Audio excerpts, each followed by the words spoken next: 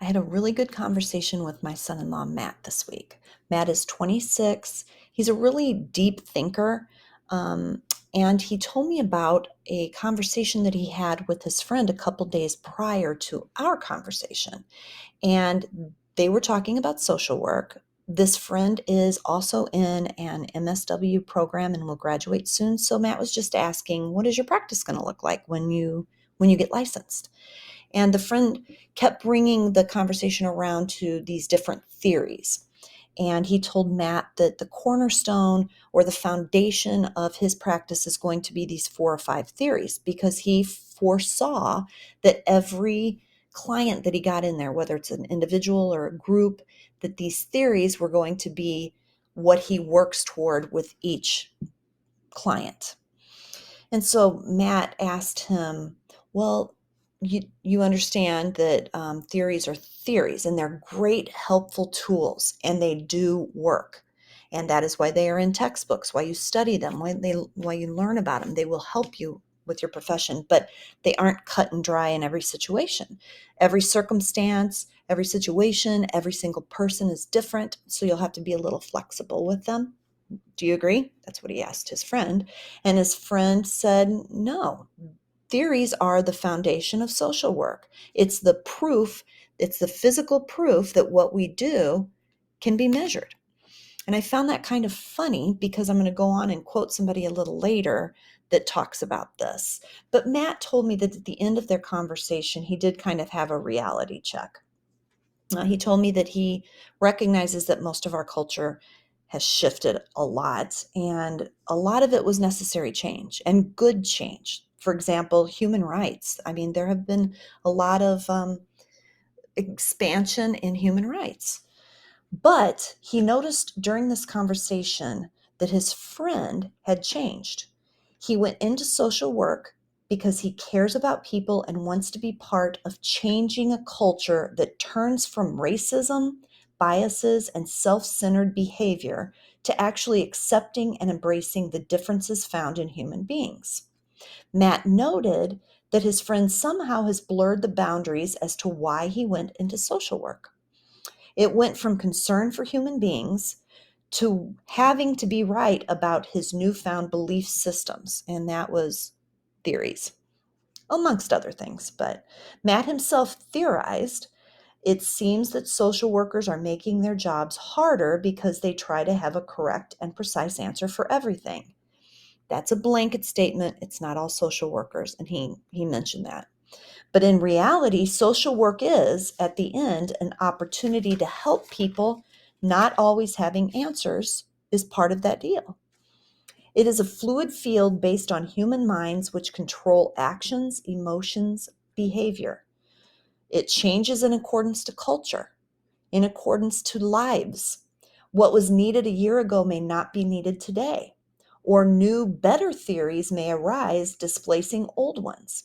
Matt wanted me to always remember that I am going into a helping profession.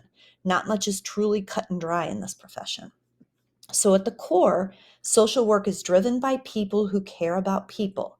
It must be fluid and flexible because people, cultures, and histories vary greatly.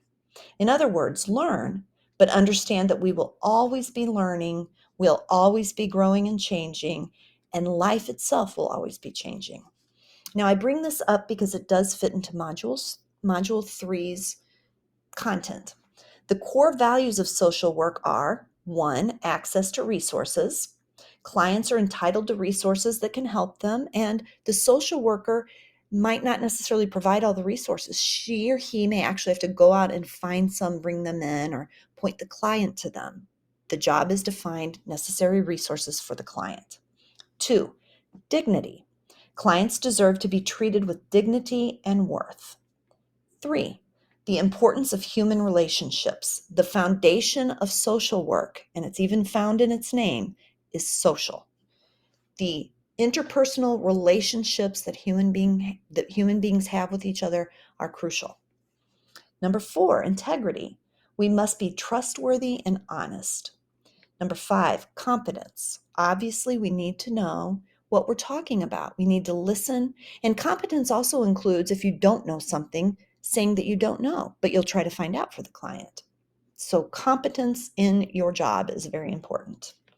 Now, the key ethical principles are self-determination, informed consent, preserving professional boundaries, and confidentiality.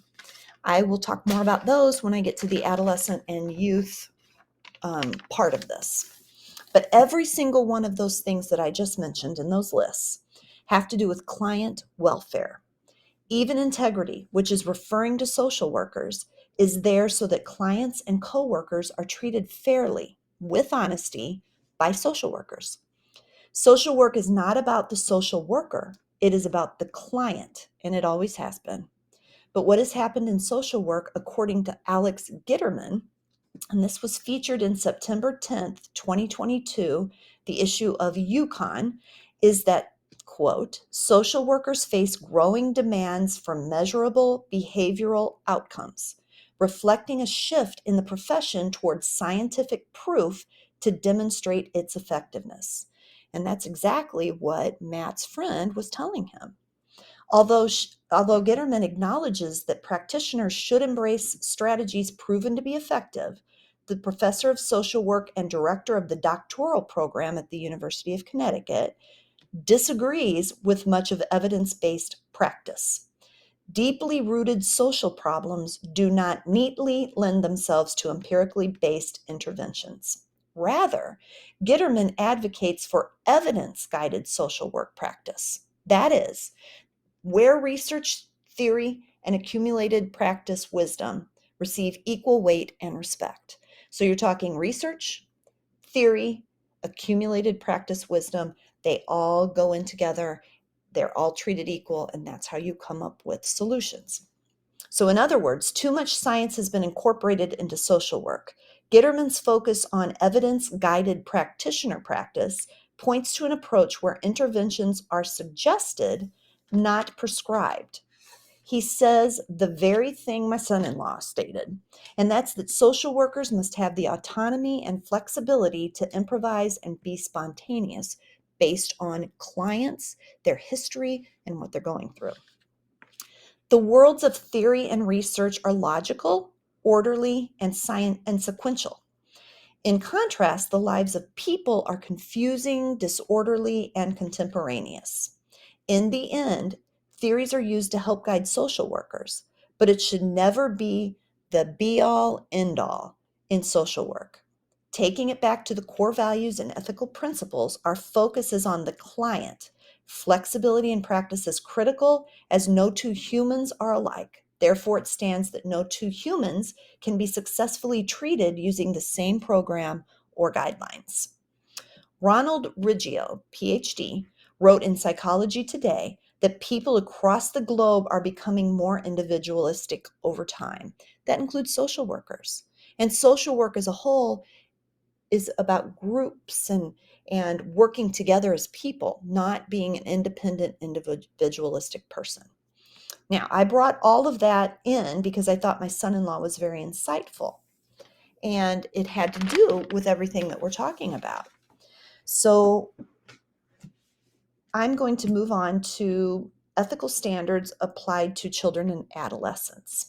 I feel like I'm changing the subject, but it's kind of the same. First, they do not have a completely developed brain. They are still immature. Depending on their backgrounds, whether they come from abuse, addiction, family life trials, whatever their background is, it can make it even more important to abide by ethical standards set forth. Now, self-determination may have to be overridden by paternalism in youth. Simply, their brains may not have developed enough to make their own decisions. Or there may be other circumstances which require the overriding of their choices if it is in their best interest. A caveat to that is that there are state and federal laws that may allow younger people to make their own decisions in certain circumstances. For example, abortion, birth control, etc. Now, informed consent goes along with self-determination. If a child or adolescent is a minor, they may not be able to understand such consent. It is important for a social worker to know the laws, listen to the laws, because these are big areas that are of great importance. Children may need representatives to protect them.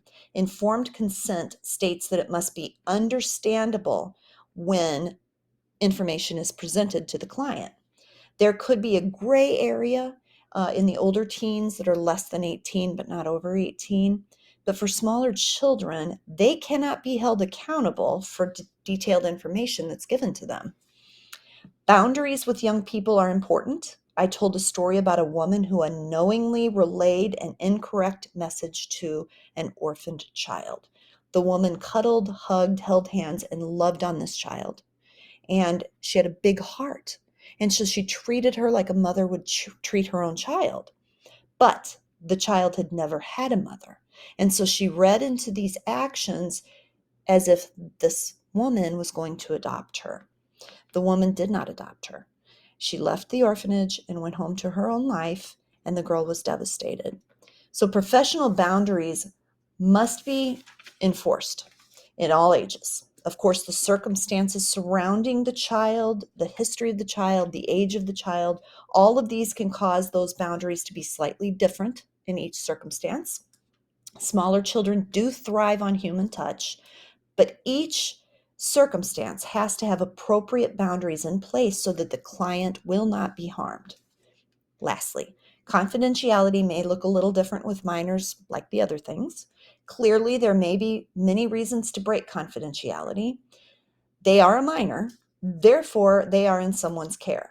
That caretaker may need to have information gained from the practitioner.